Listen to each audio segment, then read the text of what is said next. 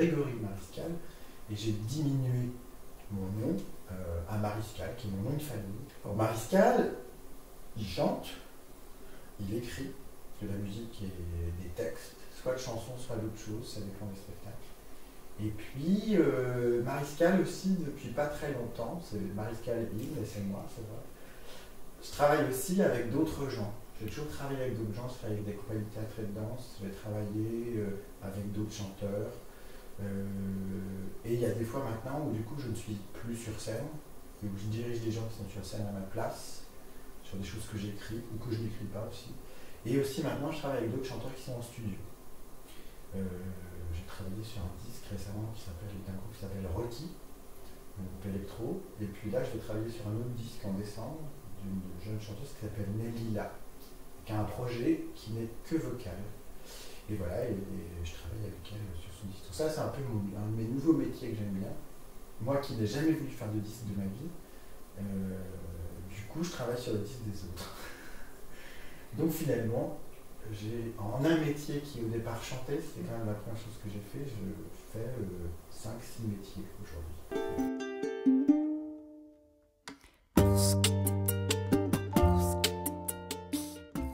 Ce spectacle, c'est un spectacle jeune public que je travaille depuis 2 ans même, plus que ça, 2 ans et demi je crois.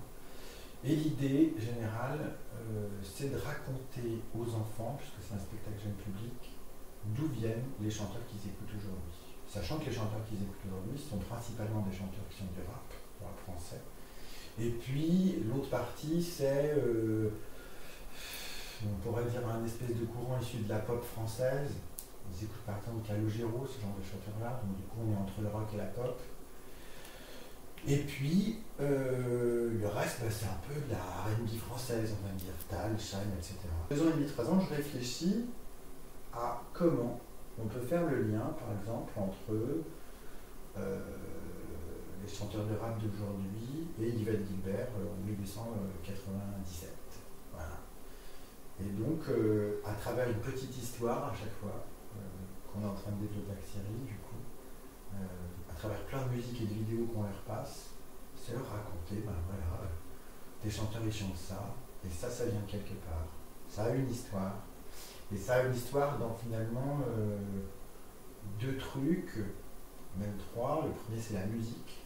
C'est en fait le mélange des musiques qui fait que aujourd'hui le rap existe et puis que la chanson elle a évolué comme elle a évolué. La pop ça arrive parce qu'on mélange tout un tas de musiques différentes, ça change la manière dont on écrit les textes, ça change la manière dont on écrit les mélodies, ça change les sujets se baladent avec le temps.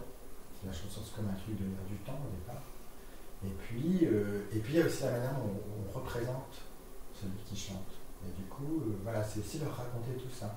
Alors, et notre duo, c'est parce qu'en fait, Cyril, qui est un ami de longue date, qui est musicien, qui a eu aussi plein de métiers, et il a aussi une particularité, c'est qu'il a développé un personnage, un DJ, que moi j'aime bien, qui s'appelle DJ Christian. Grégory qui raconte les histoires de chansons, et du coup c'est moi qui passe la musique sur cette conférence, ce spectacle. Voilà. Forcément, je parle moins. C'est aussi pour distinguer les rôles bien clairement. Et finalement, je deviens aussi un peu une espèce de contrepoint.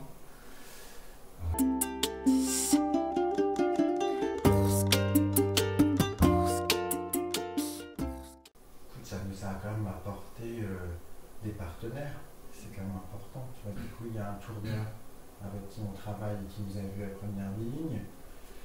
Dans les partenaires de la région que moi je connaissais déjà à travers mes chansons, ça a continué de les accrocher à mon travail. Par exemple, l'atelier à spectacle, le pôle chanson, les bains douches, puis il y a encore d'autres. Donc c'est un bon moyen simple de continuer, tu vois, à développer du réseau avec ces partenaires qui sont là depuis déjà longtemps pour moi, qui sont là depuis 2008 je crois. Enfin, les bains douches c'est 2007 même, tu vois, c'est encore plus long.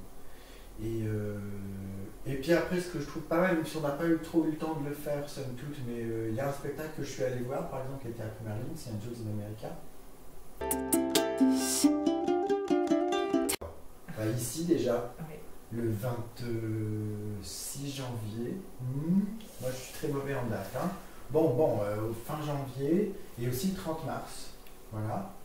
Moi je travaille sur un autre spectacle qui s'appelle Héroïne, qui est un spectacle qu'on écrit avec une musicienne qui s'appelle Angélique Cormier, et dans lequel je ne jouerai pas. Et ce spectacle, on le crée le 11 février au 3T à Châtellerault. Donc ça, c'est aussi une date importante pour moi, du coup, parce que c'est une autre création. Cette année, moi, c'est un peu une année de création. C'est le hasard, mais c'est comme ça. Et puis moi, je retravaille un nouveau show de chansons à 3. Là, on vient juste de commencer les répètes.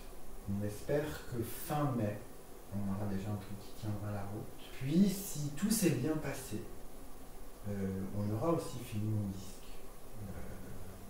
Je ne sais pas, d'ici fin juin, début juillet, je pense. Donc c'est un disque qui sortira, j'espère, en octobre. Et donc, moi qui n'ai jamais voulu faire de disque, ce sera mon premier disque.